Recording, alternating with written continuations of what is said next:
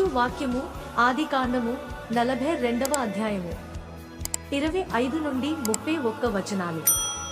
మరియు యోసేపు వారి గోనెలను ధాన్యముతో నింపుటకును ఎవరి రూకలు వారి గోనెలో తిరిగి ఉంచుటకును ప్రయాణము కొరకు భోజన పదార్థములు వారికిచ్చుటకును ఆజ్ఞ ఇచ్చెను.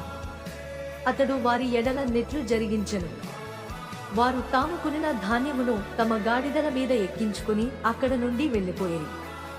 అయితే వారు దిగిన చోట ఒకడు తన గాడిదకు మేత పెట్టుటకై తన గోనె విప్పినప్పుడు అతని రూకలు కనబడెను, అవి అతని గోనెమూతిలో ఉండెను.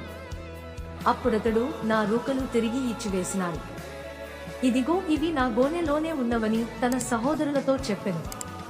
అంతటా వారు గుండె చెదిరిపోయిన వారై జడిసి, ఇదేమిటి, దేవుడు మనకిట్లు చేసెనని ఒకనితో ఒకడు చెప్పుకొనిరి.